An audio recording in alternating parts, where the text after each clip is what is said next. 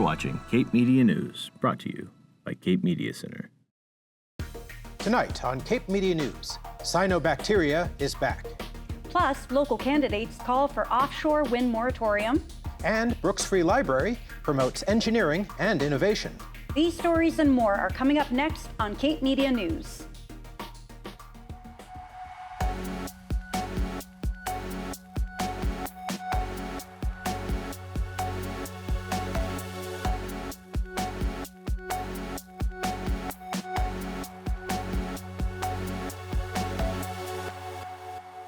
Good evening, it's July 26th, and welcome to Cape Media News, your source for hyperlocal news that matters. I'm Jamie Horton.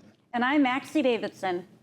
Happy Friday, Jamie. Happy Friday to you as well. I know. Aren't we so happy it's Friday? It has been a week. It really has been. So TGIF, not only to you, but to you out there too. And even speaking of Friday, we have something else going on tonight after this program. On this very set? Yes. Incredible. Why, Jamie and I are part of Improv Cape Cod, and Improv Cape Cod has the show tonight in Studio A at Cape Media Center at 7 p.m. Tickets are only $10. And available at improvcapecod.com. Yep, or at the door, so come on down and laugh with us. Children at the Brooks Free Library in Harwich put their creative engineering skills to the test in the library's recent Egg Drop Challenge. The event had kids crafting unique contraptions to protect an egg from breaking when dropped from the top of a ladder. The challenge was not just about preventing eggs from cracking, but also about encouraging a love for engineering and innovation in the community's youth. Here's a closer look. Today is our Egg Drop Challenge, which is an engineering challenge designed for kids and families. They're going to take a variety of different materials. I basically cleaned out my craft closet and put it all out on the table. And they're going to use all of those different materials to try to build something so that when I stand on the top of the ladder behind me and throw the egg off of the top of the ladder, that when it hits the ground, it will hopefully be protected by the contraption that they built rather than exploding into 1,000 eggshells and like just goo everywhere. The process is great. Actually, I love the engineering process. One of the things that I love about it is that it really helps to create a growth mindset, because whenever you're engineering something, you build it, you kind of test it out, which is why I have more eggs than I think we need.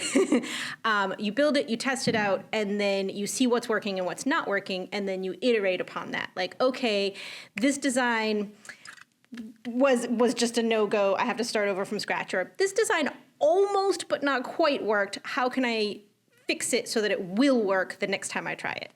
I expect to see lots of imagination on play. I expect to see lots of extremely different solutions to the challenge. I've done this several years in a row, and one of the things that I love about it is sometimes I will look at something and be like, oh gosh, no, I'm gonna throw this off the ladder and it is not gonna be great. And then it miraculously, in fact, does it. And other times I'll look at it and I'll be like, oh, this is solid, no way, not even a crack, and everywhere. So I love that all of the solutions are very different and yet can still work. I hope they walk away with the idea that engineering can be fun, that sometimes you make mistakes and that's okay because it's part of learning how to not make the mistake again in the future, that nothing is ever perfect. Sometimes you put all of the work into it and it still cracks, and that's okay because it was still fun. We've been doing this for a number of years now, and I do it a couple of times a year. Sometimes I do it with my homeschooling group as well.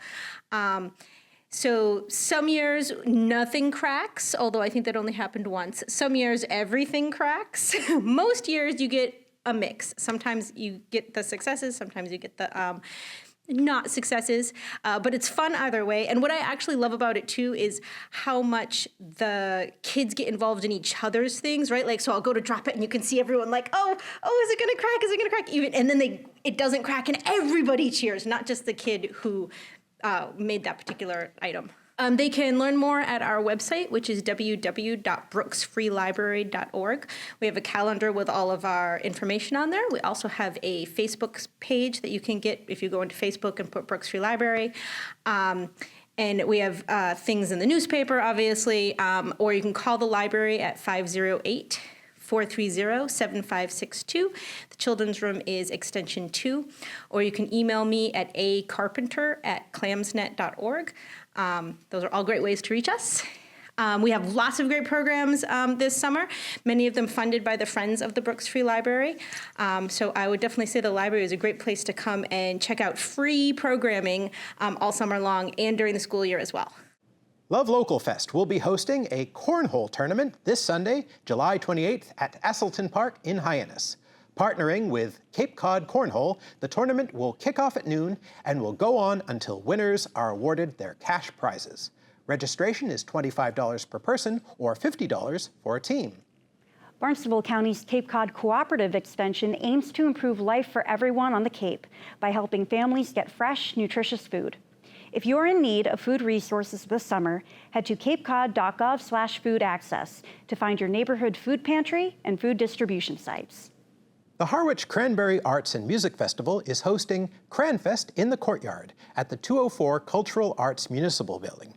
Every Thursday evening until September, head to the Courtyard at the 204 building from 6:30 to 9 p.m. to experience first-class music in a small-town setting. Next Thursday, August 1st, enjoy the Lonesome Ace String Band. August performances feature the Folk Collective, Karen Casey, Hubby Jenkins, and John Gorka. Visit harwichcranberryartsandmusicfestival.org to learn more. The Alzheimer's Family Support Center invites you to the Cape Cod Mall to take advantage of their free social engagement and respite services for people with Alzheimer's, dementia, and cognitive impairment. Current meeting openings are Mondays and Wednesdays from 10 a.m. to 12 p.m. and 1 to 3 p.m. The Walking Club takes place Mondays and Wednesdays from 9:15 to 10 a.m. If you have questions, email Respite Manager Wendy Lefrancois at wendy@capecodals.org. The Cape Cod Shakespeare Festival in Chatham has begun its third season of free Shakespeare in the park. From now until August 1st, enjoy Romeo and Juliet and The Tempest free of charge at Kate Gould Park. Catch Romeo and Juliet on July 27th, 30th, and August 1st, and The Tempest on July 28th, 29th, and 31st. To check for rain dates, visit ccsfc.org. Cyanobacteria blooms are in full swing once again. The toxic blue-green algae thrives in warm, still, fresh water, like the many ponds and lakes on Cape Cod. We spoke to experts last summer to tell us more about how cyanobacteria grows. Cyanobacteria are organisms that have cells and they photosynthesize. We are very grateful to cyanobacteria. They were the first life forms that we know of on the planet. And so the oxygen that we have in our air is a result of these bacteria. There are many kinds of cyanobacteria, and just a few of them are harmful, and they are harmful because of the toxins that they produce. If you live on a pond that has a cyano bloom, you are concerned. Right. It's not a good place to swim. It's not good for your pets because the toxins, the liver toxins and the nerve toxins, particularly for dogs, they aren't like humans. We look at it and go, no, I don't want to go in there. The dogs are like, it's water, I'm going to go in. So it can be harmful. What causes the blooms that we're concerned about is an excess of nutrients and increased temperatures, so that they tend to thrive when you have nutrient-rich waters that are calm and warm. And so the blooms tend to happen in the warmer seasons. Nutrients have lots of sources. You have natural sources where leaves fall into the water over time. So a normal pond over time will have more plant life in it, and nutrients will gather. It's the excess that come from the septic tanks that are not working properly, and from the lawn fertilizers, golf courses where you have excess amount of nutrients, where it runs off into the pond. And so there are many things that you can do to try and reduce the nutrients getting into your pond, including having your septic systems working properly in terms of having buffers around the pond, and just not using as many nutrients and having them leach into the pond water. Town and health officials advise not only not swimming in ponds or lakes with cyanobacteria warnings posted, but staying away from them altogether. If you do come across cyanobacteria blooms, you should avoid contact with the water. Don't let dogs or children play or swim in the water.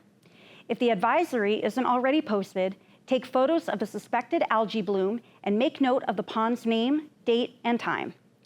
Report your observation to the town's Department of Health and the APCC.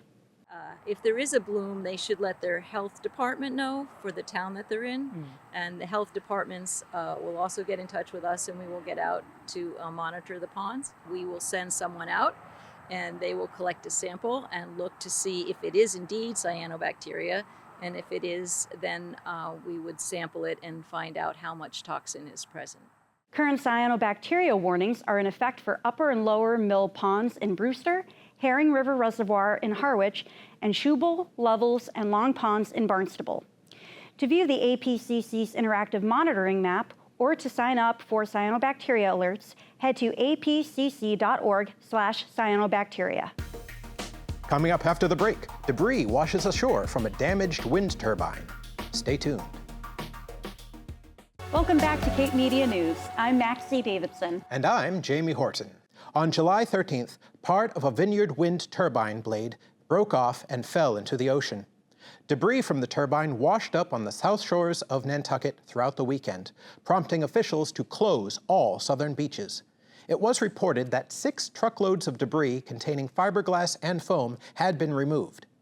Save Greater Dowses Beach and Barnstable Speaks, 2 local groups actively opposed to offshore wind projects in Cape Waters, are now calling for a moratorium on all local wind projects. Earlier this week, a press conference was held outside Barnstable Town Hall by the founder of Save Greater Dowses Beach and Barnstable's 2nd District Republican candidate for state rep, Suzanne Conley, and Cape and Islands Senate candidate, Christopher Lozen. This whole thing is a massive boondoggle. What happened over on Nantucket should make us all take pause. These projects, thank you. Thank you. These projects are being rushed through by foreign governments seeking nothing but profit in the way of tax credits from the federal government, and they're being supported, aided, and abetted by our own state government. We are here today to call on Maura Healey to announce a moratorium on these projects immediately. And I am also calling on the legislature of the Commonwealth not to pass the climate bill they are contemplating that strips cities and towns of their right of self-determination and home rule about where all this so-called renewable energy infrastructure is located. None of this is green, except for the dollars coming out of Washington, and none of it is clean, as we've learned very sadly over the past week. And I was on the island of Nantucket this past weekend to speak with residents there after a turbine blade failed and fell off one of the turbines south of Martha's Vineyard a week and a half ago, and debris has been washing up on the south shore of Nantucket and also up into Nantucket Sound off the coast of Chatham.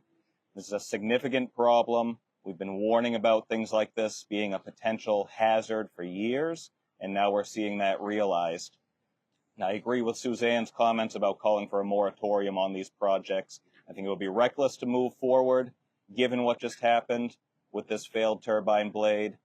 And there were similar concerns raised in Eastham at a meeting I attended, put on by the Bureau of Ocean and Energy Management, which the incumbent in this office also missed.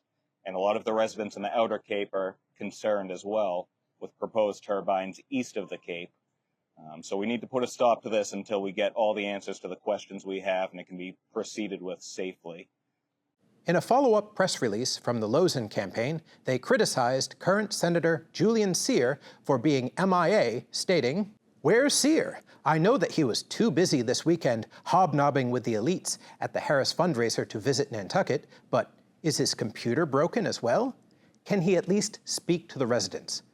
Today we learn that the fiberglass is now washing up on Craigville Beach. How many more beaches does it take for the senator to say something? What will it take for him to act? This wind farm is both an environmental and economic disaster. We need a senator who cares, not one auditioning for a job in DC. Unlike Cyr, I will be a hands-on senator who will put people ahead of politics. We reached out to Senator Cyr, who had this statement in response. The Vineyard wind turbine blade malfunction and the communications surrounding its aftermath are alarming. Given the turbines are located in federal waters, they are not under state jurisdiction. However, I am deeply concerned by the events of the past week. Immediately since I was notified of the event, I have been in regular communication with the town of Nantucket, our congressional delegation, and relevant federal agencies so that we understand the cause of the malfunction and the failed response protocols that followed. Since the incident, I have pushed for greater coordination between federal, state, and local partners. The Bureau of Safety and Environmental Enforcement, BSEE, has now designated a federal liaison officer to serve as the primary point of contact between BSEE and all relevant federal, state, local, and tribal governments. Joining Conley and Lozin was Jerry O'Connell, who recently announced his write-in campaign for the 1st Barnstable District against incumbent Chris Flanagan. O'Connell echoed the same concerns. Where are the environmentalists? Where are the people who are supposed to be looking out for the oceans, looking out for our environment? Where are they? They've been bought, they've been paid for. There's a lot of people. The tune is probably in the millions of people that have been paid off. So this project can continue. Where are they? There are two things that are certain from this project. Number one, there will be failures and there will be catastrophes. Number two, there's going to be a lot of angry citizens when that happens. When that happens, them citizens are going to hunt these people down like wild animals. They're going to be angry. We should be angry. This is our environment. A press release announcing O'Connell's candidacy stated, "Recent events have moved O'Connell to seek elective office." The incumbent member of the House, Representative Chris Flanagan, was fined $47,000 by the Massachusetts Office of Campaign and Political Finance for a variety of deceptive campaign practices. These events have moved O'Connell to the call of duty again and to seek elective office. In announcing his candidacy, O'Connell said, "It's time to closely examine who is representing the constituents, what proposals they support that will negatively change Cape Cod permanently. We have to preserve what makes Cape Cod so special. We need to get government to represent the people, not special interests." We reached out to Representative Flanagan for a response to his new challenger, but we have not heard back at the time of taping. You can find the full versions of these press releases on our Facebook page. David K. Sullivan, the 20-year-old man involved in the Dennis boat crash that killed 17-year-old Sadie Morrow last summer, will not be serving jail time after changing his plea to guilty earlier this month. Sullivan originally faced 6 charges, including 2 counts of boat homicide by negligence, possession of a false RMV document, person under 21 in possession of alcohol, and 2 counts of operation of a vessel while under the influence resulting in serious injury. However, after reaching a plea agreement, prosecutors dismissed 1 count of boat homicide under the influence and 2 counts of operating a boat under the influence, resulting in serious injury. Sullivan will be on probation for 5 years with a suspended sentence of 2.5 years, a request that the Morrow family was consulted on and agreed to. The terms of his probation include losing his license for 10 years, undergoing random drug and alcohol testing, completing an alcohol education program, and continuing counseling with a therapist. The Yarmouth Police Department would like to make the public aware of a new detour in the next phase of the construction project along Route 28. Over the next few weeks, there will be limited access to Long Pond Drive, and access to shopping plazas and residences will only be available from Forest Road. There will be no through traffic on Long Pond Drive from Forest Road to Route 28 during this phase of construction. This year's Summer Residence Advisory Committee survey is now available for Chatham. This survey is designed to gather summer residents' input about issues facing the town and can be completed in about 5 minutes. The survey results will be shared at the annual Summer Residents Town Meeting on August 13th at 7 p.m. To view the survey, go to chatham-ma.gov/395. The town of Chatham recently launched their new live stream webcams at the Municipal Fish Pier. Now you can watch the daily hustle and bustle of the observation deck from the comfort of your own home. To view the live stream, head to their YouTube page at Chatham Fish Pier Livestream. Do you have questions about services and support for yourself or someone you care about? Elder Services of Cape Cod is having office hours at the Dennis Center for Active Living on July 31st from 10 a.m. to 12 p.m. An options counselor will be available for appointments to share resources. If you can't make the 31st, these appointments will be available at Dennis Center for Active Living on the last Wednesday of each month. Thank you for joining us this evening. If you have a story you'd like to see covered, send us an email at newstip@capemedia.org. Tune in every week for more hyperlocal news that matters on Channel 26, Apple TV, Roku, and Fire TV. Be sure to follow us on all of our social media, including Facebook, YouTube, and TikTok. For Cape Media News, I'm Jamie Horton. And I'm Maxie Davidson.